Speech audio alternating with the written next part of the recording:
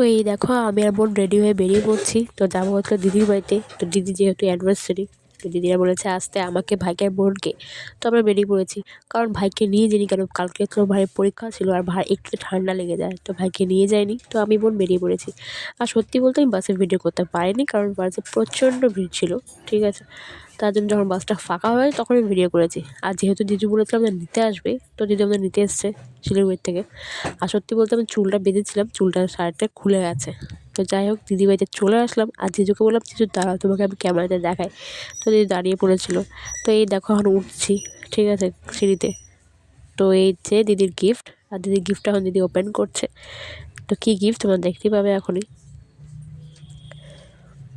তো এই দেখো, এই গিফটটা আমার দিয়েছি, তো কেমন হয়েছে? আমার তো সত্যি খুব ভালো লাগছে, দিদিরও খুব পছন্দ হয়েছে গিফটটা। তোমাদের কেমন লাগছে তোমরা জানাবে কমেন্টে, ঠিক আছে।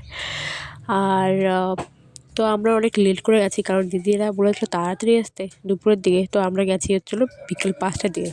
হ্যাঁ, তো লেট হয়ে গেছে বেরোতে।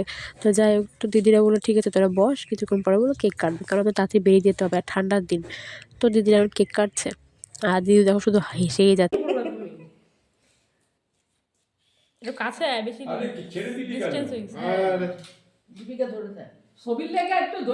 এই দেখো আমি কেক খাচ্ছি, সত্যি কেকটা খুবই স্বাদ খেতে। হ্যাঁ, তো আমার ভালো লেগেছে কেকটা খেতে। তো আমি আর বোন খেতে বসে পড়েছি, আর বোন পাচ্ছিল লজ্জা, ঠিক আছে। তো মুখের মধ্যে আমি ইমোজি দিয়ে দিয়েছি। আর খাওয়ার বানিয়েছিল হচ্ছিল ভাত, ডাল, পাঁপড় ভাজা, তেঁতুল মাছ মাখা মাখা বানিয়ে দিয়েছিল, আর পোলাও, সাথে ছিল চিকেন। তো সত্যি বলতে সবগুলো রান্না খুবই স্বাদ হয়েছিল, ঠিক আছে। তো খেয়ে দিয়ে এখন বেরিয়ে পড়বো, কারণ বেশি লেট করা যাবে না ঠান্ডার দিন। তো এই যে জিজু, তো এখন যাচ্ছি বাড়ি। আর ঠান্ডা পড়েছে, তো সোয়েটার টোয়েটার পরে রেডি হয়ে গেছি। তো চলো দেখা হচ্ছে পরে নেক্সট ভিডিওতে। চলো ভাই, ভালো থেকো তো সবাই, টাটা। টাটা।